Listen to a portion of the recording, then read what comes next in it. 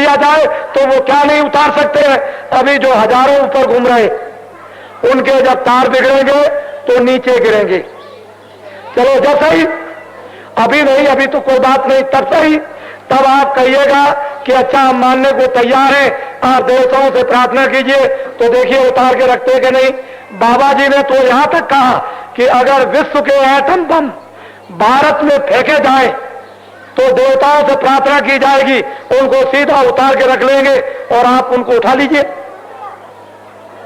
इसमें क्या, ये तो भारत का आध्यात्मिक विज्ञान है, ये कृष्ण का था और राम का था, ये बड़ी बड़ी शक्ति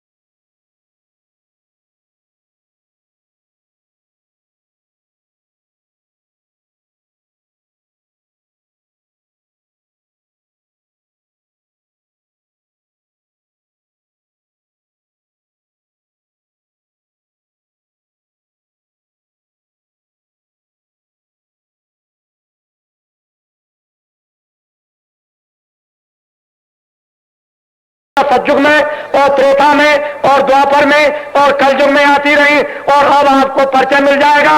जितने भी वैज्ञानिक हैं ये तो पीछे हो जाएंगे, वही सर्वोपरि। तो भौतिक विज्ञान इसकी उन्नति करो, साथ ही साथ आध्यात्मिक विज्ञान भी ले चलो, दोनों। और इतना बड़ा भारत में कुछ समय के बाद विकास होगा कि विश्व के सभी वैज्ञानिक भारत के इस विकास को देखकर दांतों तले उंगली दबाएंगे, और आध्यात्मिक विकास भी होगा, और कुछ समय के बाद सारे विश्व का आध्यात्मिक गुरु हिंदुस्तान बनेगा। आपको तो अभी कुछ पता नहीं है कि क्या होगा, इसलिए बच्चों आपके हित के लिए, कल्याण के लिए, फायदे के लिए, आगे के लिए और अब के लिए और लोक के लिए, परलोक के लिए, बच्चों के लिए, शरीर के लिए और आत्मा के लिए और भविष्य के लिए और आपकी भविष्य संतान के लिए, ये बेचारे बच्चे हैं, बच्चियां हैं, इनके रास्ते को खराब मत करो। तुम तो माता पिता हो, इनका भविष्य बनाकर एक रास्ते पर छोड़ जाओ, ताकि ये सुखी हो जाए, ताकि आनंदित हो जाए, ताकि इनकी जीवात्मा नरकों में न जाए, 84 में न जाए, बार बार जल में मरे नहीं, कोड़ी लंगड़े लूले अंधे और बहरे न हो, ये सब के सब स्वस्थ और निरोगी हो। ऐसी कुछ रास्ता और ऐसी कामना और इनके लिए कुछ पुण्य जमा करके आप लोग जाइए तो बहुत अच्छा हो जाएगा, आपका जस हो जाएगा। आपका एक भी बच्चा, एक भी बच्ची वो धर्मात्मा निकल गई तो पीछे के 7 खानदान और आगे के 7 खानदानों को पार कर देंगे, और अगर एक भी बच्चा बच्ची बर्बाद निकल गए तो पीछे वालों को सबको डुबा देंगे, आगे वालों का रास्ता बंद हो जाएगा, वो तो होना ही नहीं। इसलिए ऐसा काम करके जाइए। मैं आपको कुछ देना चाहता हूं, उसको आप ले लीजिए। भगवान का अमूलक धन। लंबे चौड़े भाषणों में आप रिझाइएगा नहीं, लंबे चौड़े व्याख्यानों में आप भूल मत जाइएगा। बाबा जी की एक एक बात को हीरा समझिए। होशियारी के साथ बुद्धि दान आप ऐसा दीजिएगा कि जब राजा पाप कर्म करते हैं तो उनको भोगना होता था, प्रजा नहीं भोगती थी, जो प्रजा करते थे वही भोगते थे। लेकिन अब तो वो बदल गया समय और नियम बदल गया। अब आप राजा बनाते हो और राजा जाकर दिल्ली में पाप कर्म करते हैं, वो सारा पाप प्रजा पर बढ़ जाता, और जो आप करोगे अपना भी भोगना पड़ेगा, उनका किया हुआ भी आपको भोगना, और आप करोगे वो भी आपको भोगना, तो डबल पाप लग गया। इसलिए ऐसे को बुद्धि दान दो जो पाप कर्म मत करे। उनको ऐसा कहो कि शराब मत पियो, मांस मत खाओ, मछली मत खाओ, अंडे मत खाओ, रिश्वत मत लो। ये 1 करोड़ का पेंशन होता है तो 75 लाख मत खाओ। 25 लाख लगाते हैं, 75 लाख खा जाते हैं। क्या हो गया है? कहते हो हम बाप बनेंगे, हम धर्मात्मा बनेंगे, हम सेवा करेंगे। करोड़ में 75 लाख खा गए, 25 लाख लगाया। ये सब 75 लाख किसको देना? किसानों को देना पड़ेगा। आपको तो कुछ मालूम नहीं है, ये मर जाएंगे, चिल्ला पड़ेंगे, इनके चित्र उड़ जाएंगे, ये बेचारे जल जाएंगे। इनके ऊपर दया करो और रहम करो। बाप बनो तो ठीक से बनो, सेवादार बनो तो सच्चे बनो, वीर बनो तो वीरता का काम करो। और आपको भी ये बात समझनी है कि ऐसे चरित्रमान सदाचारी, चाहे आप खाते पीते रहो, लेकिन जो सेवा करते हैं उनको ये बुराई नहीं करनी। वो जब नहीं करेंगे तो उन्हीं का अनुकरण आप करोगे, आप भी ठीक हो जाओगे। जथा राजा तथा प्रजा, जैसा आचार्य वैसा विद्यार्थी, जैसा गुरु वैसा शिष्य, जैसा पति वैसी पत्नी।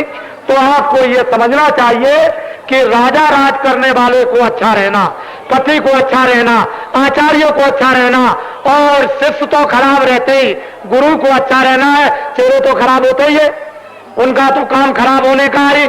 गुरु को चाहिए उनको शुद्ध कर दे, पवित्र कर दे, उनको नेक बना दे, धो डाले, उनका कल्याण करे, तभी तो उनका जस होता है। नहीं तो जस क्या होगा? गुरु को डूब गया तो चेले भी ले जाएगा। लालची गुरु, लोभी गुरु, लालची चेला, नोए नरक में ठेलन ठेल।